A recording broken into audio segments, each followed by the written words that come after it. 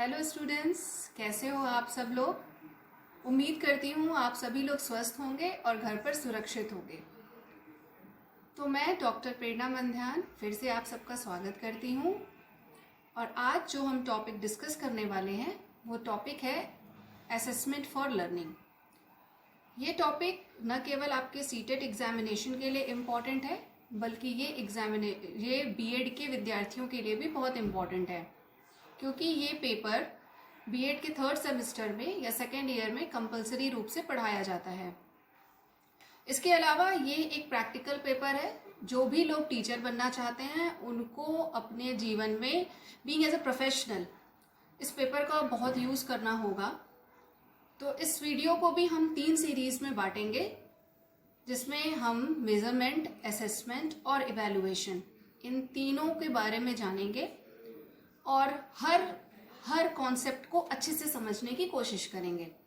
जैसे हमारा पहला वीडियो मेजरमेंट पर आधारित होगा, दूसरा असेसमेंट पर आधारित होगा और तीसरा इवैल्यूएशन पर। सबसे पहले आज जो हम डिस्कस करने वाले हैं वो टर्म है मेजरमेंट। मैं फिर से आप सब विद्यार्थियों को कहती हूँ कि आप प्लीज़ पूरी वीडियो में मेरे साथ बने रहिएगा। ये वीडियो मैं हिंदी में बनाऊंगी, इसमें सारी स्लाइड्स इंग्लिश में होंगी, परंतु कुछ मेरे हिंदी माध्यम के विद्यार्थियों ने मुझे पर्सनल रूप से मैसेज करके बोला कि मैडम प्लीज़ कुछ टर्म्स को आप हिंदी में भी समझाएं। तो मैंने प्रयास किया है कि मैं उन टर्म्स को हिंदी में समझाऊं। इसी तरह से आप लोग अपने फीडबैक देते रहिए ताकि मैं अपने वीडियोस में आपके अकॉर्डिंग इम्प्रूवमेंट ला सकूं। तो चलिए विद्यार्थियों, शुरू करते हैं हम आज का डिस्कशन। और हमारे आज के डिस्कशन का टॉपिक है मेजरमेंट, असेसमेंट एंड इवैल्यूएशन। आप सभी लोगों ने ये ऑब्जर्व किया होगा कि सभी लोग इन तीनों टर्म्स का प्रयोग एक दूसरे के स्थान पर आसानी से कर लेते हैं, परंतु इन तीनों ही टर्म्स की अपनी ही संकल्पना है, अपनी ही विशेषताएं हैं और अपने ही प्रयोग हैं। एक स्टूडेंट टीचर होने के नाते और एक प्रोस्पेक्टिव टीचर होने के नाते यह आवश्यक है कि आप इन तीनों टर्म्स को अच्छे से समझ लें और इनकी स्पेसिफिक कैरेक्टरिस्टिक्स को भी समझ लें।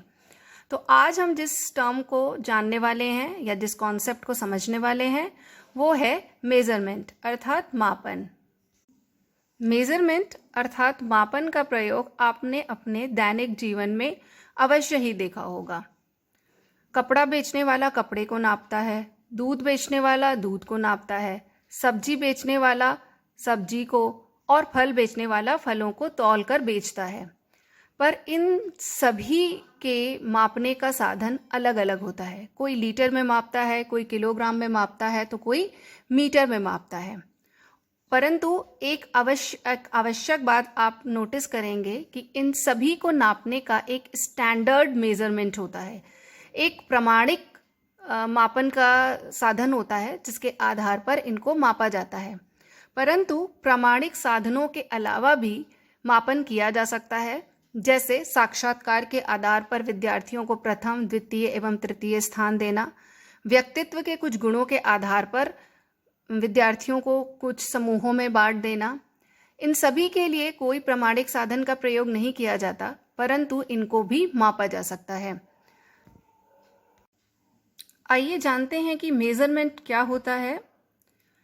ईबल एंड फ्रिस्बी के अनुसार, जिन्होंने 1991 में इसको परिभाषित किया था, measurement is a process of assigning numbers to individuals और their characteristics according to specific rules.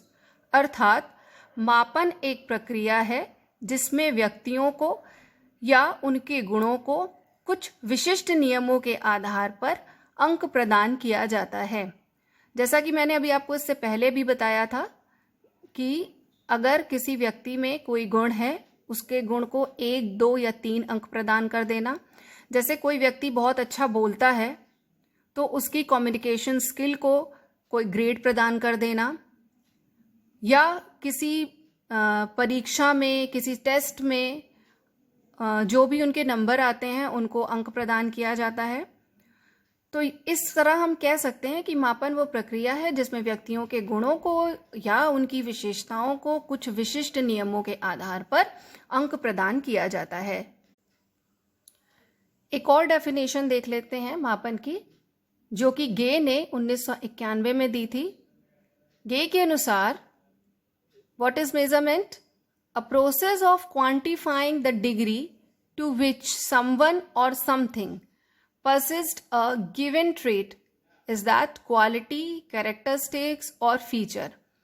अर्थात गे के अनुसार न केवल मात्रात्मक रूप से व्यक्तियों के गुणों, विशेषताओं या लक्षणों को अंक प्रदान करना है, बल्कि उस मात्रा को भी निर्धारित करना है कि किस स्तर तक, किस मात्रा में वो गुण, विशेषता या वो लक्षण उस व्यक्ति में विद्यमान है।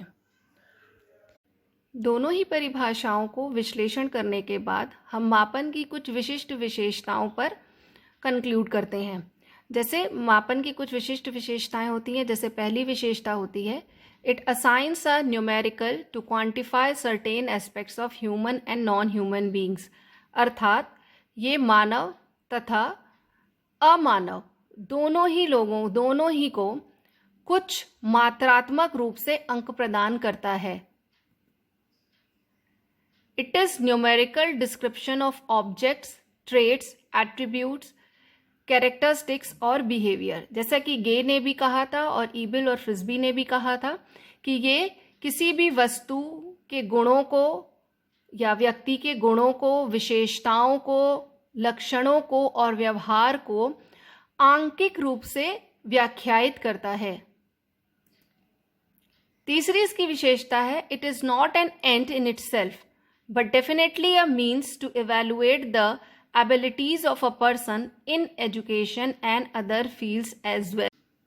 मापन स्वयं में एक अंत नहीं है, बल्कि निश्चित रूप से ये किसी भी व्यक्ति की शिक्षा के क्षेत्र में या किसी अन्य क्षेत्र में योग्यताओं को मूल्यांकित करने का एक साधन है।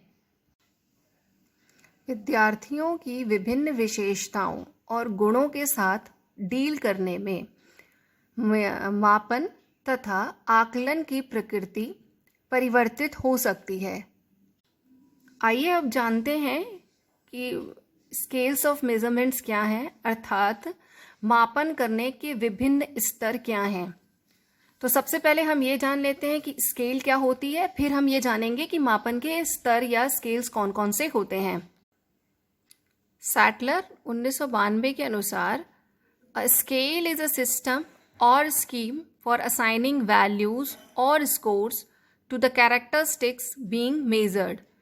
अर्थात स्केल या मापन को मापने की का स्तर वह व्यवस्था है या स्कीम है जो किसी भी व्यक्ति के गुणों को मापने के लिए उनको कुछ स्कोर या कोई वैल्यू प्रदान करता है। जैसे मैंने आपको पहले भी बताया था कि कोई छात्र अगर किसी परीक्षा में परफॉर्म करता है तो उसको कुछ अंक प्रदान किए जाते हैं। जो अच्छा करता है उसको 90 अंक भी मिल सकते हैं, 80 अंक भी मिल सकते हैं या 100 भी अंक मिल सकते हैं। तो मापन करने का तरीका ये होता है या मापन करने के लिए एक स्केल निर्धारित की जाती है और उसी के आधार पर विद्यार्थियों को स्कोर या कुछ वैल्यूज प्रदान की जाती हैं। मापन के विभिन्न स्तर होते हैं, पर हम यहाँ लेंगे एसएस स्टीवेंसन के पॉइंट ऑफ व्यू को। तो एसएस स्टीवेंस के अनुसार मापन के 4 स्तर होते हैं। नॉमिनल अर्थात नामित स्तर, ऑर्डिनल अर्थात क्रमित स्तर, इंटरवल अर्थात अंतरित स्तर, रेशियो अर्थात अनुपातिक स्तर। आगे आने वाली स्लाइड्स में हम हर एक स्तर को थोड़ा विस्तृत रूप से अध्ययन करेंगे ताकि आप इन सभी संकल्पनाओं को अच्छी तरह से समझ सकें। आइए जानते हैं नॉमिनल स्केल के बारे में, या जिसे हम नामित स्तर कह सकते हैं। Nominal scale is a number which assigned for characterizing the attribute of the person or a thing। अर्थात नामित स्तर में किसी भी व्यक्ति या वस्तु को उसके गुण और विशेषताओं को एक अंक प्रदान कर दिया जाता है। यह सबसे कम परिमार्जित स्तर का मापन है। इस प्रकार का मापन किसी गुण अथवा विशेषता के नाम पर ही आधारित होता है। इसमें व्यक्तियों अथवा वस्तुओं को उनके गुण अथवा विशेषता के प्रकार के आधार पर कुछ वर्गों या समूहों में विभक्त कर दिया जाता है। इन समूहों में किसी भी प्रकार का कोई अंतर्निहित क्रम या इनहेरेंट ऑर्डर अथवा संबंध, कोई रिलेशन भी नहीं होता है। प्रत्येक वर्ग गुण अथवा विशेषता के किसी एक प्रकार को व्यक्त करता है। विशेषता के प्रकार की दृष्टि से सभी वर्ग एक समान महत्व रखते हैं।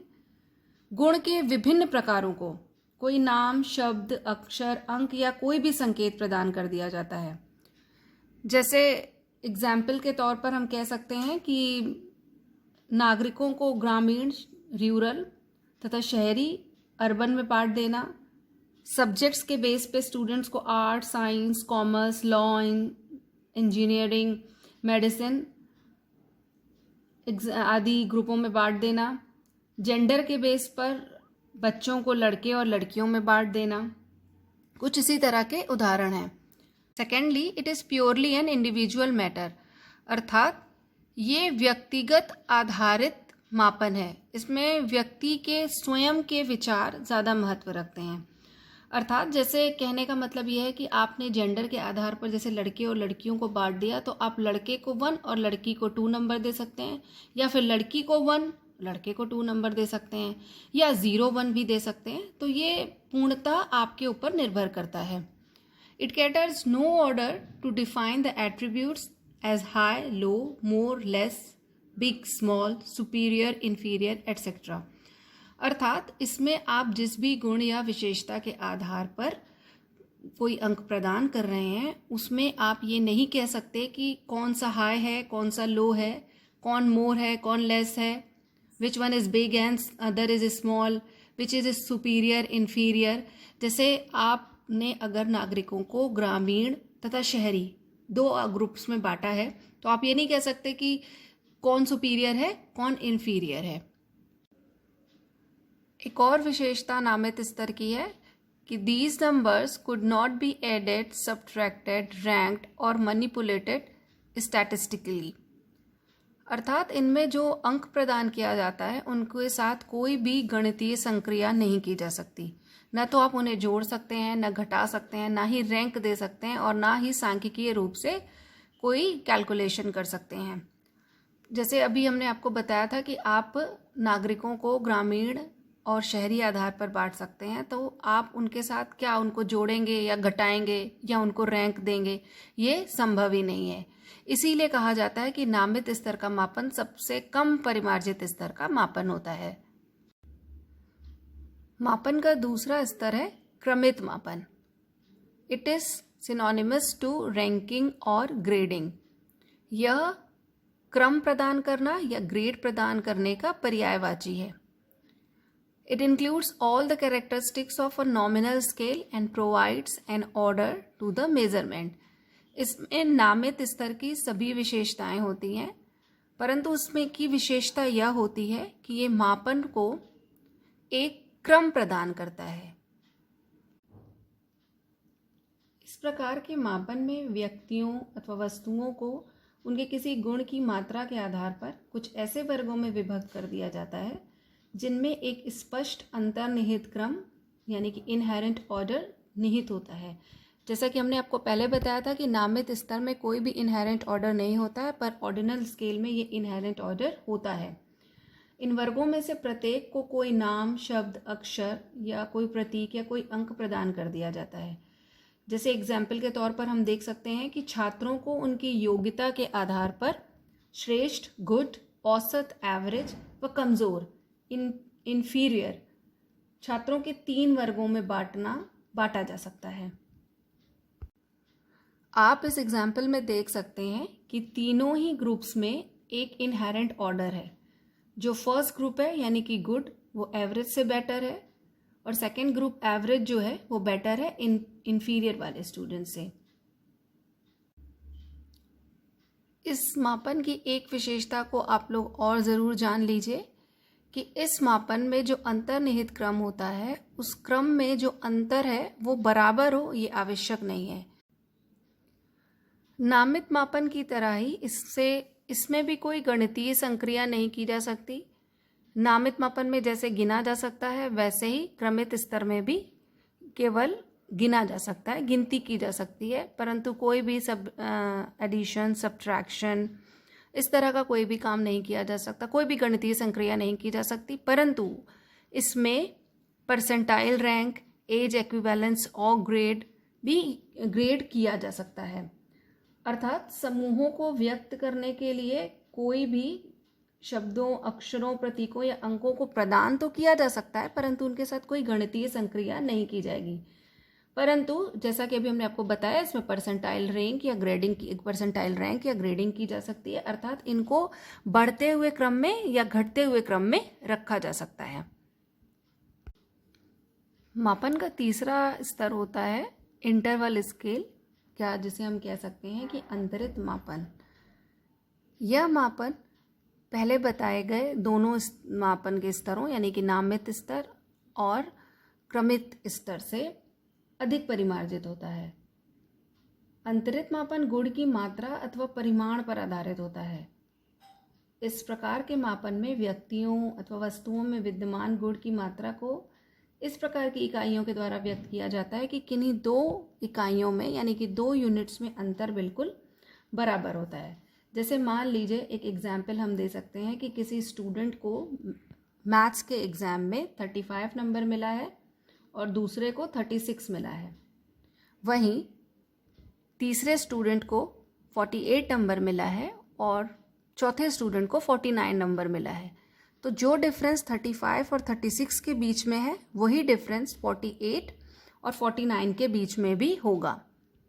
आइए इसमें जान लेते हैं और क्या इसकी विशेषता है। It carries all the characteristics of earlier scales like nominal and ordinal and added with an arbitrary 0 point. ये इसकी बहुत ही महत्वपूर्ण विशेषता है कि इसमें नामित और क्रमित स्तर में जो भी विशेषताएं हैं वो तो हैं ही, इसके साथ ही साथ इसमें एक आर्बिट्री 0 पॉइंट भी होता। दूसरा एक बहुत इंपॉर्टेंट पॉइंट है इसमें कि all types of measurement in education and social science is done by this scale.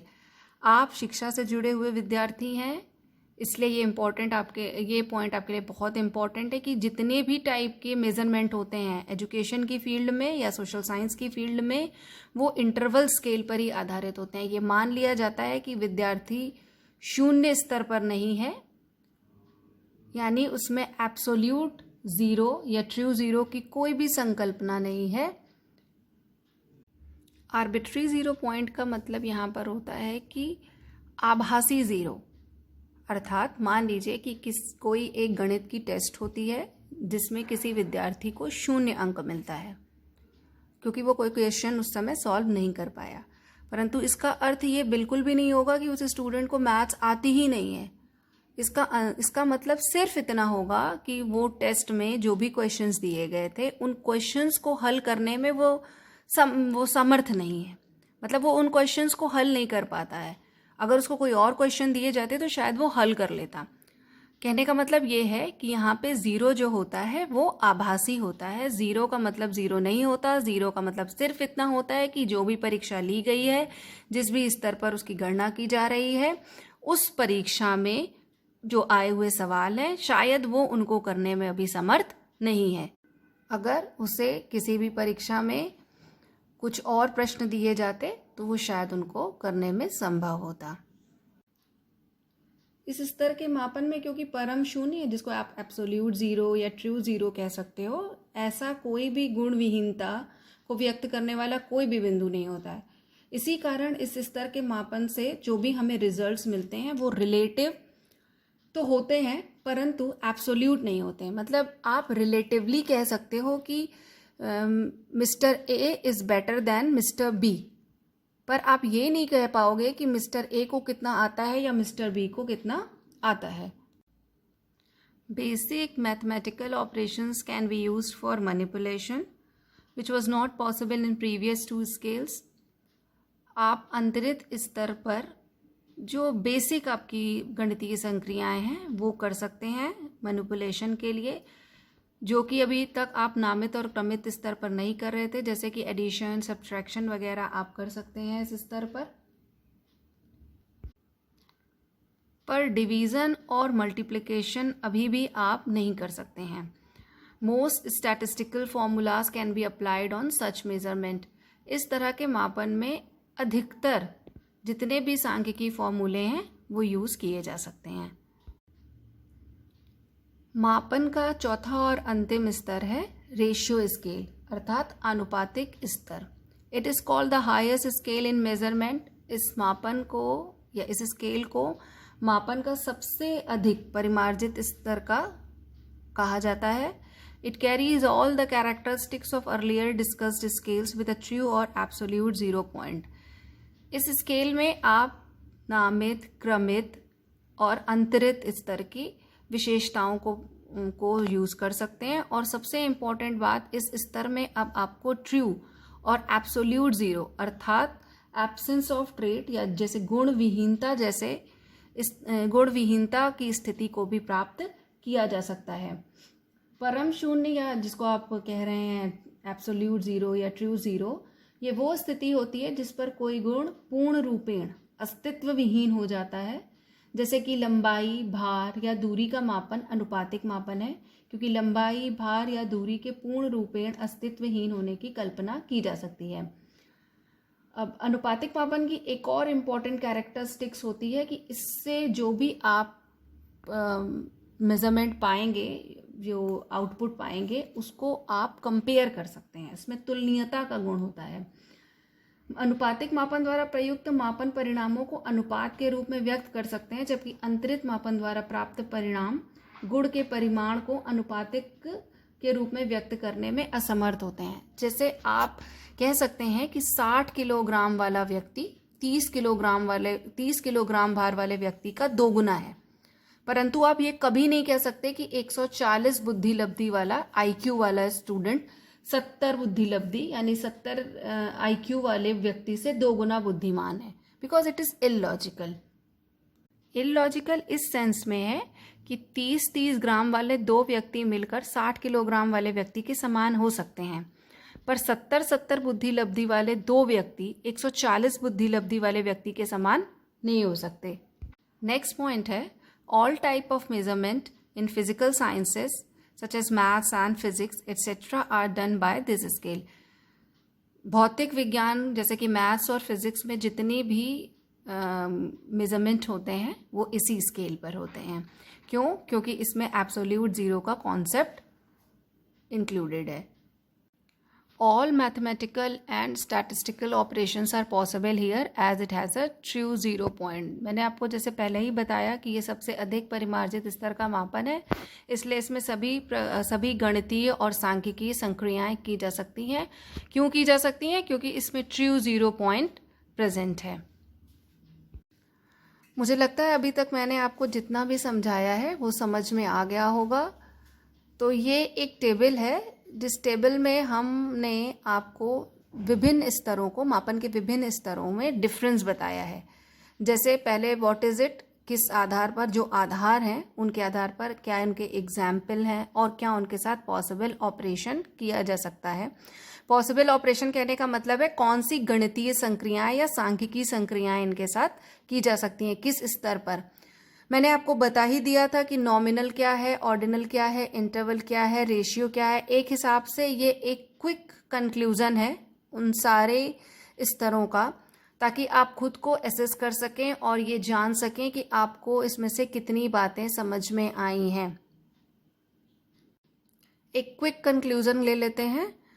जैसे कि पहला लेवल है नॉमिनल या नामित स्तर। व्हाट इज इट, ये क्या है? ये किसी भी व्यक्ति या वस्तुओं को उनकी गुणों या विशेषताओं के आधार पर विभिन्न समूहों में विभाजित करता है, और जिस भी समूह में विभाजित करता है उसमें कॉमन ट्रेट्स के आधार पर उस ग्रुप को एक नंबर या कोई एक प्रतीक या कोई एक चिन्ह असाइन कर दिया जाता है। एग्जाम्पल के लिए इन्होंने दिया हुआ है मेल फीमेल, जिनको आप असाइन कर सकते हैं number 1 for education, 2 for psychology and 3 for commerce. मतलब it based on the streams of the students. क्या पॉसिबल मैथमेटिकल ऑपरेशंस हैं, इनके साथ ना तो आप एडिशन कर सकते हैं, ना सब्ट्रैक्शन कर सकते हैं, ना ही रैंक दे सकते हैं, और ना ही कोई मैनिपुलेशन स्टैटिस्टिकली पॉसिबल है इसमें। दूसरा है आपका ऑर्डिनल। दूसरा स्तर जैसा कि हम आपको बता चुके हैं ऑर्डिनल, जिसे कहते हैं हम क्रमित स्तर। ये व्यक्ति या वस्तुओं को उनकी मात्रा के आधार पर क्रम प्रदान करने की प्रक्रिया है।